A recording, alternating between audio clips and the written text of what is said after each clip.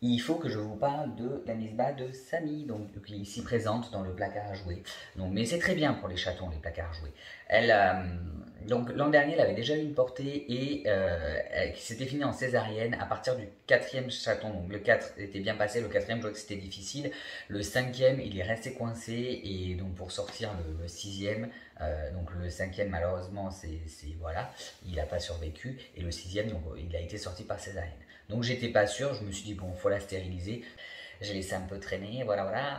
Et il se trouve qu'elle a fui, enfin elle a fui, oui, elle s'est faufilée entre nos jambes pendant la séchaleur et elle est sortie. Donc là, venu moment de la mise bas, j'arrête avec tous mes blabla, elle commence à avoir des contractions au 66e jour, sachant que moi, elle met toute bas en général à 64 jours maximum.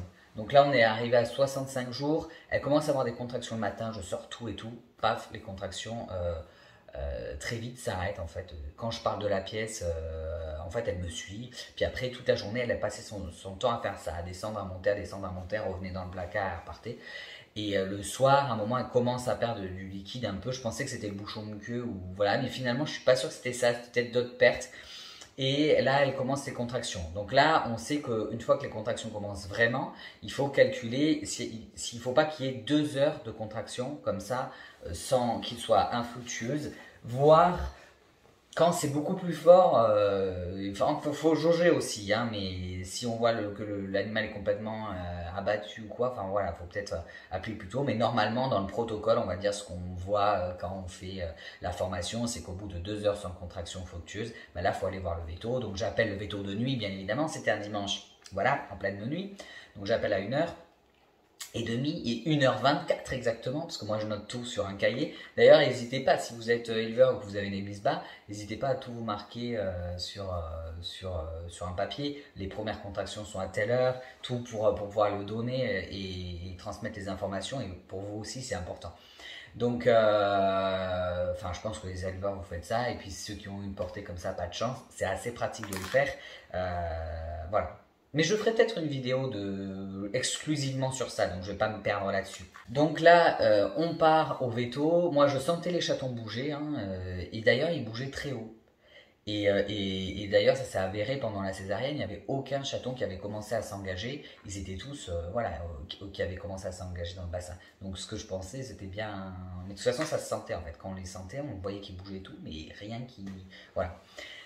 Donc on arrive chez le veto et j'ai le droit d'assister à la césarienne parce que je connais la veto. C'est une amie de mon ami en fait. Et donc j'ai eu le droit d'assister à ça. Donc j'ai pas trop regardé quand il ouvrait parce que ça c'était un peu voilà, j'avais pas envie qu'on ait besoin de s'occuper de moi au lieu de s'occuper du chat. Bon normalement ça aurait allé, mais qu'en plus quand c'est son chat c'est plus perturbant aussi je pense. Donc là, les chatons, ça a mis quasiment 1 heure à les réanimer. En fait, mais c'est ce qu'elle me disait la veto, qu'il y avait certains vétérinaires qui lâchaient l'affaire trop vite.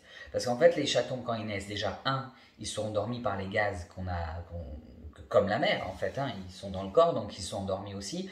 Et aussi, ils passent pas par le bassin. Donc, elle me disait qu'ils n'ont pas ce truc où ils se font un peu écraser les poumons, voilà. C'est un peu traumatique quand il y a l'accouchement.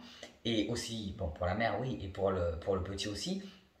Et que cette passée là, en fait, cette sensation faisait qu'ils se réveillaient, qu'ils arrivaient, en fait, il y a cette notion de naissance. Alors que là, finalement, quand on les sort, bah, pour eux, quelle est leur indication physiologique pour leur dire que c'est une différence entre dans le ventre et à l'extérieur, à part qu'ils n'ont plus le cordon, mais voilà, il n'y a pas toutes ces choses-là. Donc il a fallu frictionner comme ça les chatons, alors en leur donnant de l'oxygène et tout, et jusqu'à ce qu'ils se réveillent. En fait, au début, on voit juste à peine le cœur qui bat quand on les regarde, et des fois à peine en fait. Donc on les frictionne. À moi, un moment, moi j'avais Victoire, donc j'ai déjà donné un nom à tous mes chatons, donc j'avais un des chatonnes, et j'étais là, mais en fait, elle est morte, c'était celle qui bougeait le moins en fait. Je là, mais elle est morte. Bon, allez, on s'en fiche, on continue et tout le monde. Puis au bout d'un moment, les plus gros ont commencé à se réveiller en premier. Donc je pense qu'il y avait aussi une question de gaz aussi, mais bon, pas que. Et petit à petit, ils se réveillaient tous. Et puis au début, il y a le cœur qui bat, donc ça voilà. Après, on voit le ventre qui commence à bouger. Ok, il respire. Donc on continue, vas-y, ça. Allez, on lâche pas et tout. Et là, au bout d'un moment, bam, ils commencent à bouger les pattes ou quoi. Et là, on se dit, putain, c'est bon, ils se réveillent. Ils sont là, ils arrivent. Et c'est au bout d'1 heure. Et la véto me disait qu'il y avait pas mal de vétérinaires qui lâchaient l'affaire assez vite quand les chatons ne réagissaient pas. Alors qu'en fait, on pouvait y aller tant que le cœur battait et ben, il fallait continuer. Enfin, en tout cas, elle, c'est sa façon de faire. Après, c'est sûr que si on arrive avec des portées de 12 chats, ben, voilà, faut et qui sont tout seuls, 12 c'est un peu énorme en général, c'est pas ça, mais si le vétérinaire il est seul entre devoir refermer le chat, faire la réa au chaton, c'est peut-être compliqué. Là c'est vrai qu'elle elle est là, plus il y avait 2 assistants, plus moi j'étais là, donc et puis voilà, elle a des assistants, donc pendant qu'elle elle recousait Samy, donc mon chat, ben, il y en avait d'autres qui pouvaient travailler sur les chatons. Là en tout cas les 4 chatons du coup ils vont bien, et je pense que je vous aurais certainement mis un truc pour les présenter. Je vous les représenterai mieux plus tard. Et puis après, je vous ferai certainement une vidéo sur le suivi, parce que je me suis fait des petites fiches pour suivre le poids des chatons, l'importance de suivre le poids. Et je ferai certainement une vidéo des suivis des chatons de 0 à 1 mois peut-être, ou de 0 à 2 mois. Et là, c'est des Devon Rex croisés. Mais normalement, Sephora, sa sœur, donc la sœur de Samy, doit avoir des chatons. Et là, je ferai une autre, pareil. Je ferai l'évolution de chatons croisés, l'évolution d'un Devon Rex. Les Devon Rex sont un petit peu plus petits. Bon, bref. À plus tard, les gens.